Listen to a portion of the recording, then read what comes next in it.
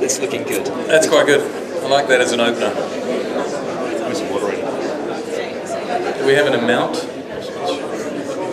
Okay, guys. Hand back to Renee and Paul. Very good. I like this as a. I think it's a great opening question. Here we go. If I were Kevin, I'd probably answer it depends on the time of day. So you might kick off the morning session sponsored with Up and Go, and perhaps the afternoon should be with V. But either way, I'm sure he'll sponsor it handsomely next year, guys. So.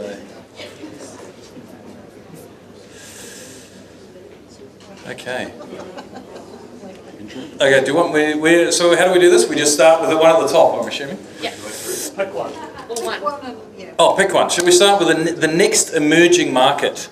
Look, I think for us, for Tourism New Zealand, I think the next emerging market really is the Philippines. Actually, we're not particularly active in that market. We support the trade a little bit out of our Singapore office. We do a little bit of trade training. I don't know the exact figures of the Philippines, but I think you're in the kind of 100+ million population. And again, there's really an emerging wealth in that market. I do think there's great opportunities for these markets that have potential for direct access. Direct flight is great, so it kind of meets that opportunity. Beyond that, it's hard to say. I think there is also always talk about whether Taiwan is another opportunity. There are lots of opportunities. I think the harder one is if you're going to focus on one new market, you might have to stop doing something else. So the harder question is, what are you going to stop doing if you're going to support a new market? But the short answer, I think Philippines is the next emerging market. It is interesting. We used to have an office well before your time in Taiwan. Does anybody remember that? Yeah, it used to be a really big market many years ago, and it was one of those offices that disappeared over time. But I guess another interesting thing too, and firstly I just want to say great to be at TEC again, and nobody was more pleased than Paul and I when Renee rocked up in the car today, because we were sweating thinking it's going to be us having to deliver that, so we were very relieved. We did think about it. Yeah, but it is good to be here. The other interesting thing, I guess, and one of the roles that I look after in Wellington is the China Market Development Unit. So we look after all of the and monitor the ADS group tours coming out of China. So working, of course, very closely with the 34 TEC inbound or 4 members here who dabble in that market. So we love the work you're doing. But it's interesting talking of developing markets because, of course, we've got, and Mark Frood referred to that this morning, some of the new Chinese airlines still to be approved, but will be coming out of second and almost third tier cities from China to New Zealand. So we're going to start seeing they're almost the new developing areas of China, people that are coming from areas like Chongqing and Shenzhen, I guess in the south, not so developing, but Tianjin. So a lot of new areas in China that will be pretty new for us, and quite challenging as well. So we've got a question there around accommodation. Stay like a local. Why do we advertise that on newzealand.com? A couple of things really. One is because it is an option for staying in New Zealand. The second is it is an option for areas and times a year where there are some capacity constraints. So it offers another opportunity and a place for people to stay. And I think the third is there are also some parts of New Zealand where there isn't a hotel or a motel. So it's another way to get kind of around the country and different places to stay in New Zealand. Renee, I think part of that question also that a lot of us have an interest in is Qualmark. Yeah. And all of our members are Qualmark rated, especially on the accommodation side of it. It's very important. But how do we get around that with some of these sites that we've got up there? Yeah, and I think that's a fair question. We're thinking about that actually in terms of what we do with a Qualmark perspective. I don't think it's realistic that we're going to get Qualmark assessors to go around every batch or holiday booking in the country. But I think it's a fair question. I don't actually have an answer to it right now. I think it is something that we need to ensure. What I know that Airbnb does in particular is they have quite a good, they're quite a good kind of fail-safe mechanism themselves. That is that if you book a house on Airbnb and you turn up and the house isn't there, then the money gets refunded, because the money doesn't actually go to the booker until 24 hours after the arrival and its kind of satisfaction's been met. I do think increasingly some of that people power around lots of bad reviews will start to filter out those sorts of properties as well. I think it's a fair question on Qualmark. I don't have an answer at this stage on it though, how we would cover that. I think it's fair. Oh, I'm getting used to the system, sorry.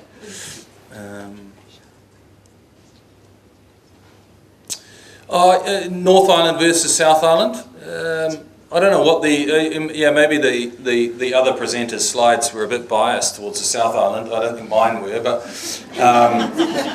all joking aside, we do have a little bit of a bias to South Island. Having said that, we promote the whole country. We do promote around touring. If you look at, especially in Australia, we really promote specifically together with the RTOs and together with many partners, North Island and South Island touring as an itinerary around it.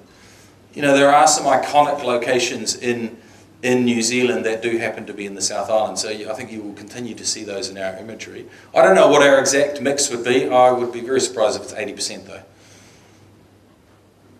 Does that answer the question, kind of?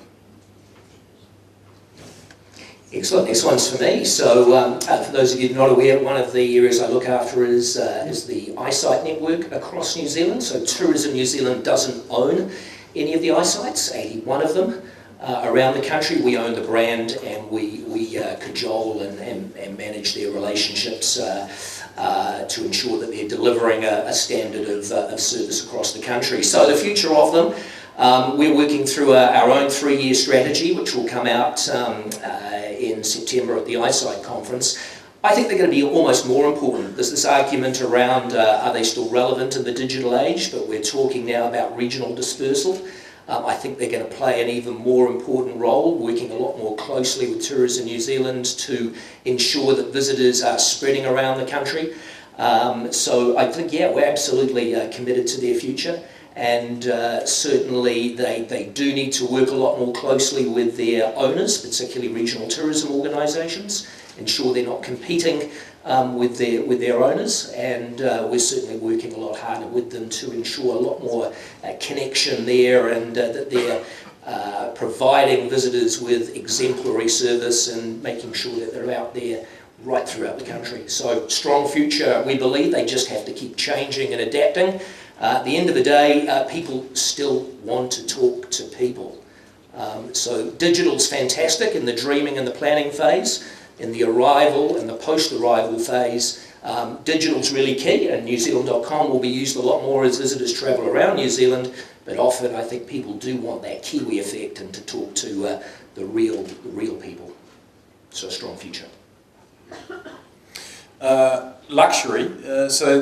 So one of the things around luxury that we're doing this year is, so we have a separate small pot of money that's focused around premium travellers. We work a lot with the Luxury Lodge Association around those activities. We're focused very much on, especially on the US actually, and then in the UK, but particularly London and in UK, Europe, London and Paris and Berlin, in terms of those centres for luxury travel. And we have another person in Singapore to try and unlock a little bit luxury travel out of Singapore and Hong Kong. It's quite a tough market to tackle. We are seeing good growth of premium travel into New Zealand.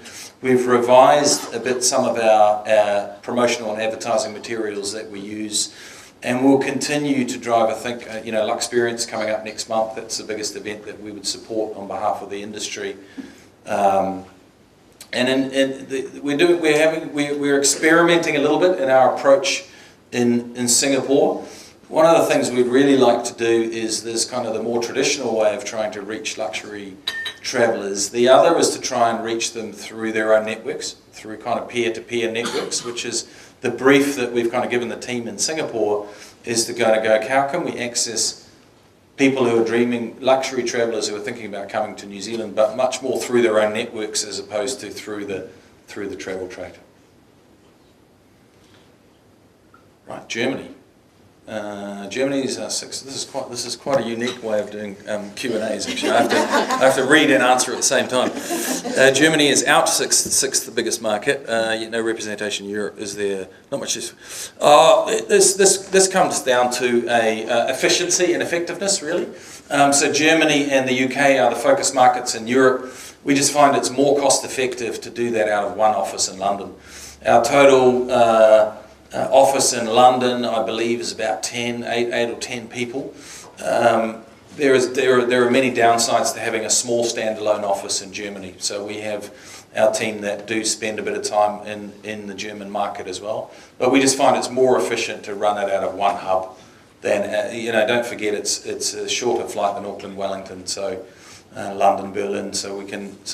I think we could service those markets really well.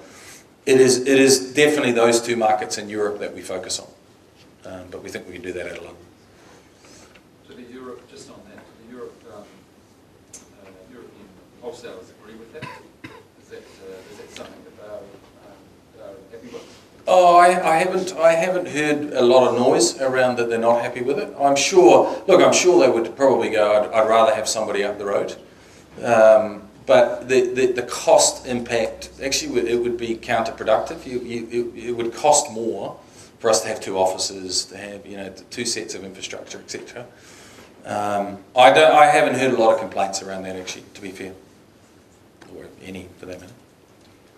Renee, the next two questions there are both around Qualmark. Yep. So it's obviously quite a big issue for us. Yep.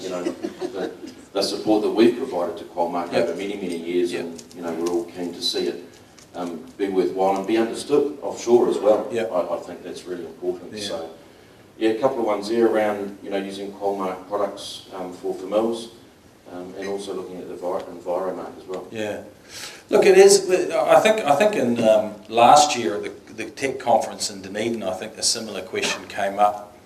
And it was asked of Kevin, and I think our view would be, yes, we would like to give a bias to Qualmark activities and properties.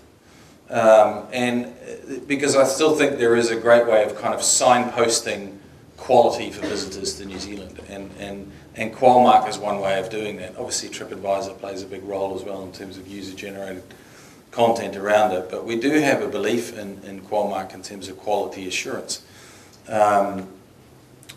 How we would, in some ways we already do give a bit of a bias to Qualmark in terms of the listing order, in terms of, and we already sort of do give when we talk about for mills, we will bias towards Qualmark. If you do PR activities, we also will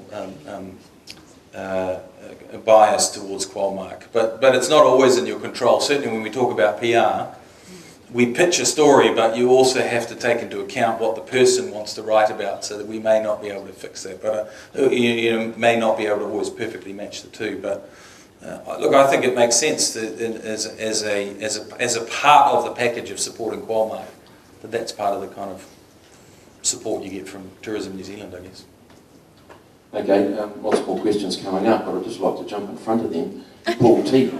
We haven't heard from you. Yeah, I actually haven't got glasses on, so I'm quite struggling.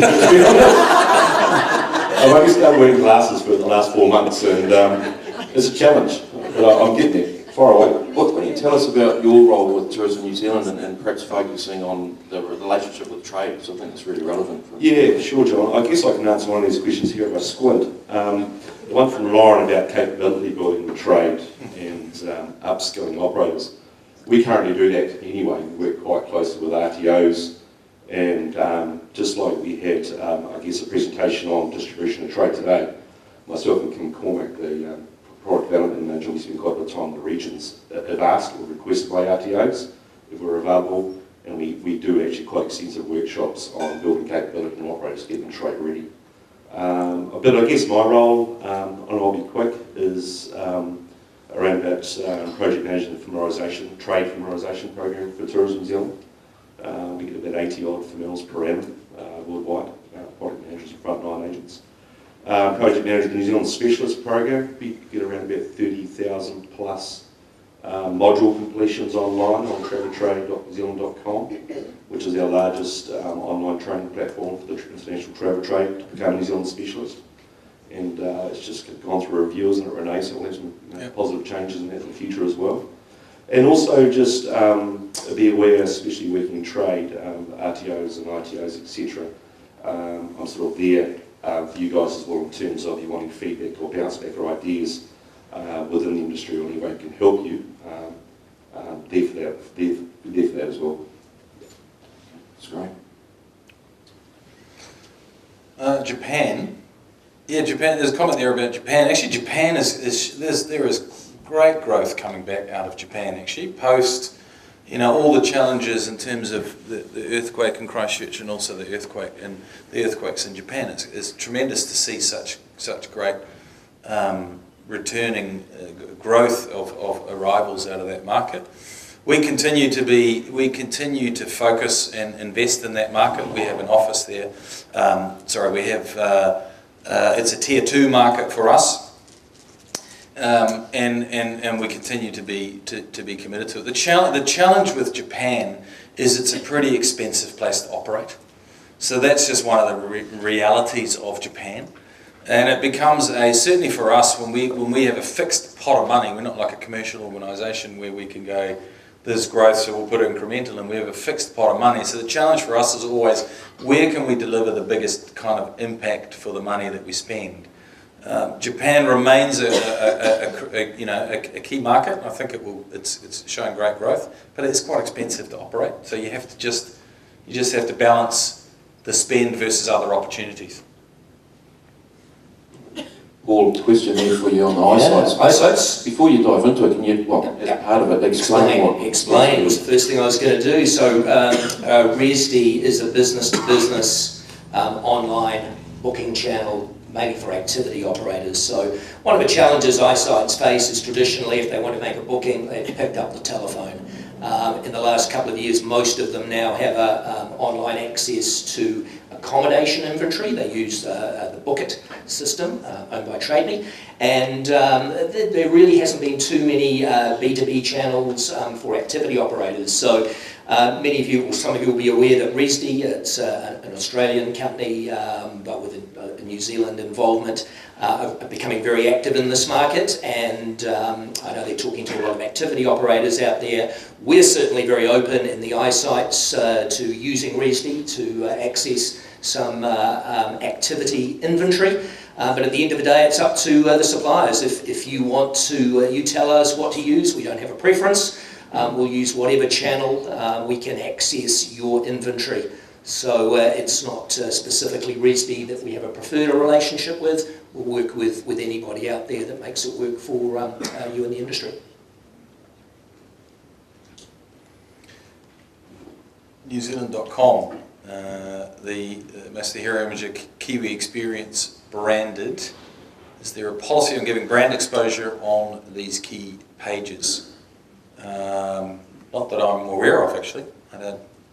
No, I wouldn't need to. One, Renee. No. Yeah. I think the key opportunity there for us is how can we get our brands onto the website. So what do we need to do as operators to get more exposure? Yeah, well, I guess one of the biggest gaps we've identified in some of the work Kim does with the product development work with operators is operators having a really good understanding of how they can promote their businesses or products on NewZealand.com.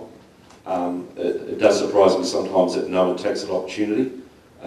But just, if anyone needs support with that, and we can certainly come to us and help you set up your business, set up your bookings on NewZealand.com.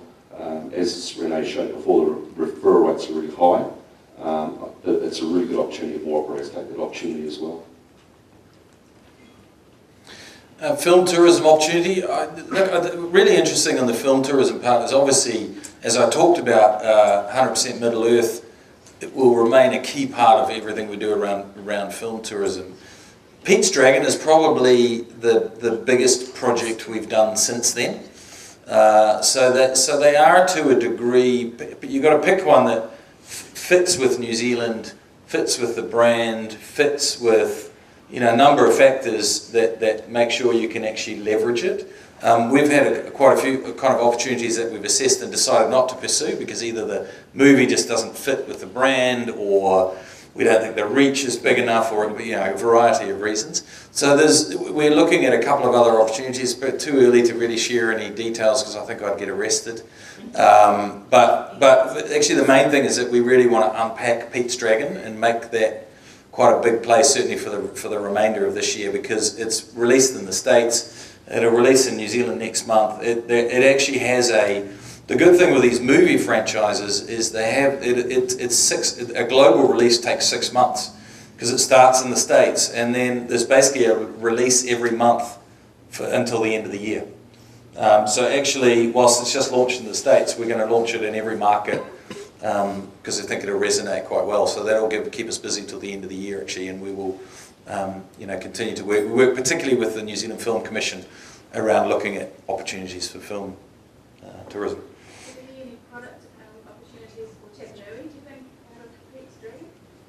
Oh, yeah, good question, Jill. You would think so. I'm not quite sure what the traffic flow is through Tapanui, to be fair. What's that, sorry? People are going to need a 5-star hotel. You're going to need a 5-star hotel.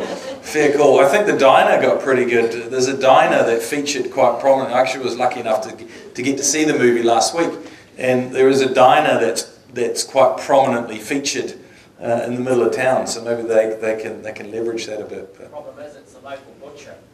Is it the local? It's the local butcher. It's not a diner. But they got to keep the booth seats, I heard. But I don't know what they're going to do with them. The question about capacity is one I think we're all starting to ask. We know that TNZ stopped investing and promoting the summer period, which was great, and that needed to happen, and we've seen the shoulders really start to fill out over the last 12 months.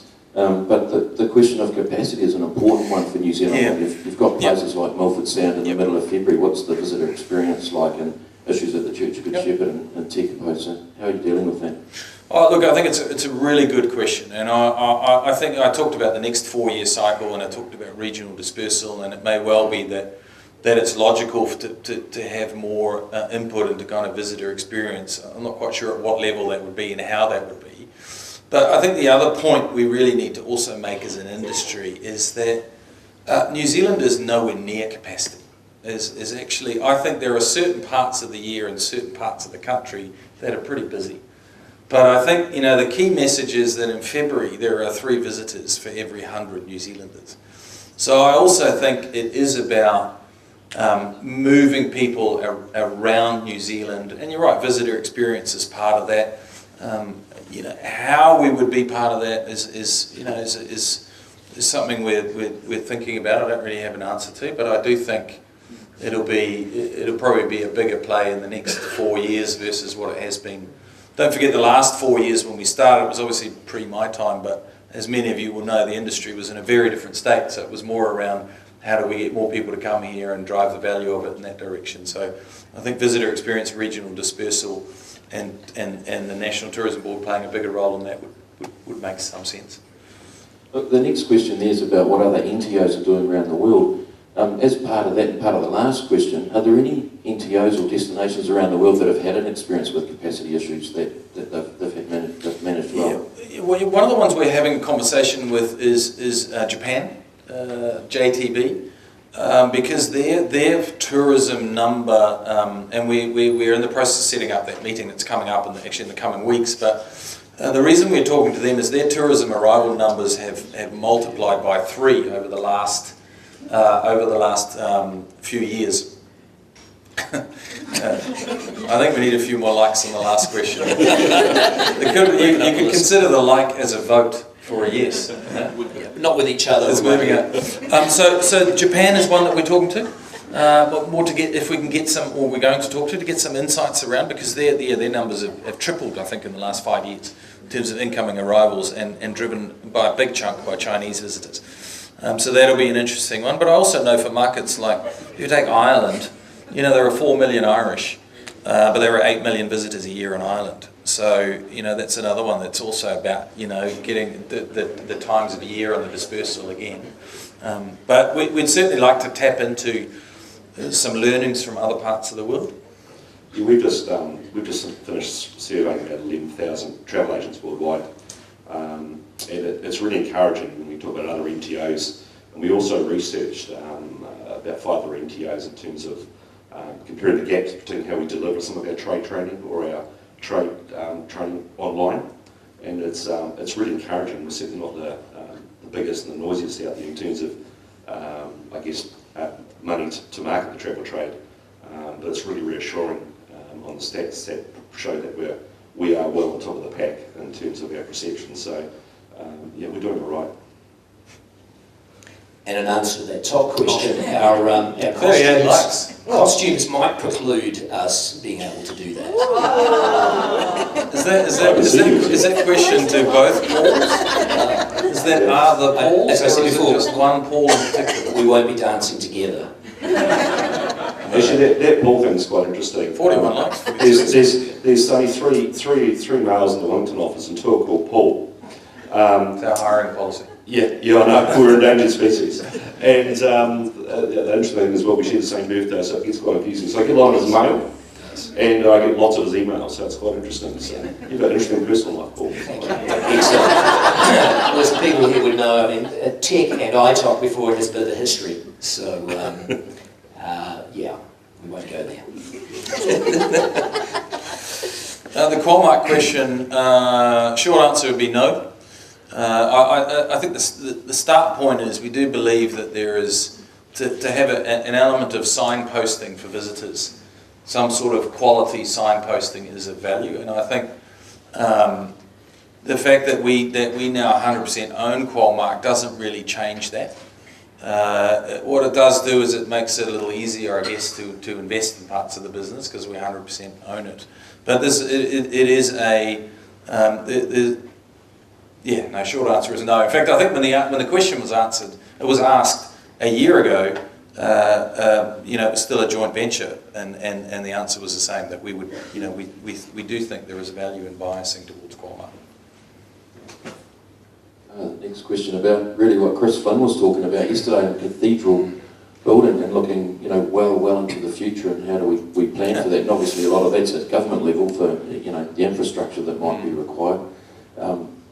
Yeah, what are your thoughts on that? Just a little forecast for 2030 or 2050.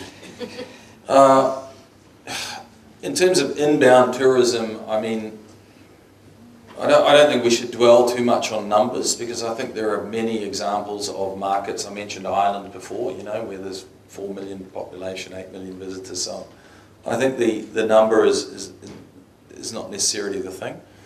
I think that the channels will change quite dramatically. I think, you know, how people choose travel, and I think, you know, I do think that tourism is obviously a key export for New Zealand, and I think that will continue. I think it is. I mean, clearly we're all biased in this room in terms of the value of tourism, but I do think that will be it will continue to be a key export dollar driver. So we would see, you know, we should see continued investment in that.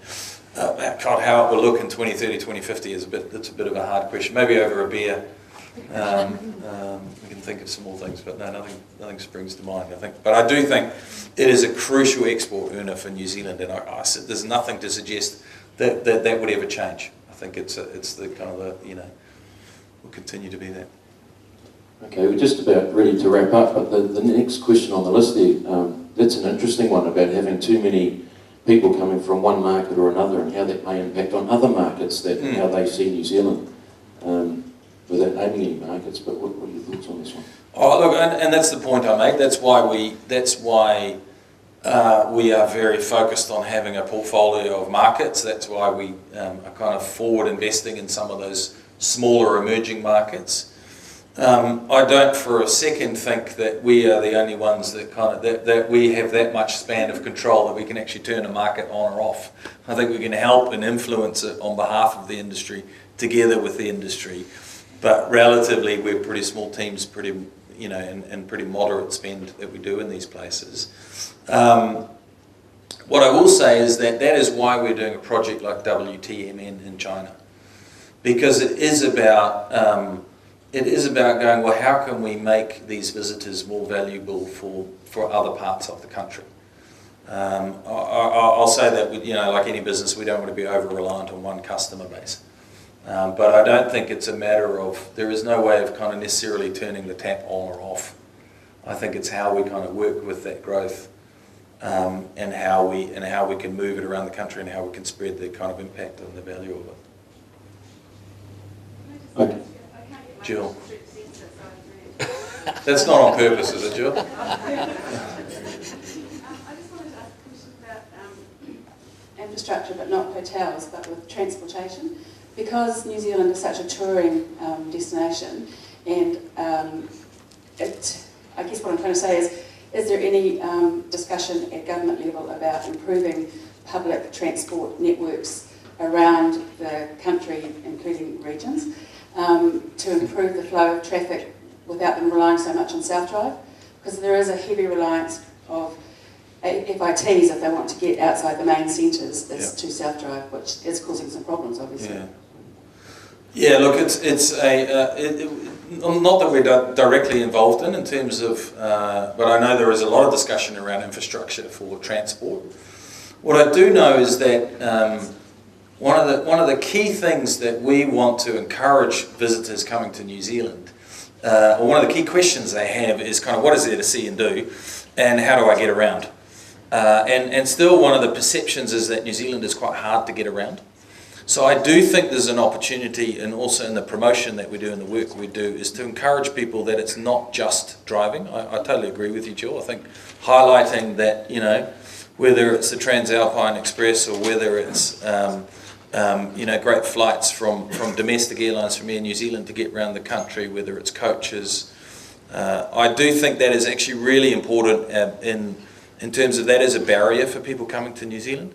When it comes to infrastructure build, it's kind of a bit beyond my remit, really. I know it's a big discussion point in many parts of government, not one that we're so directly involved in, though.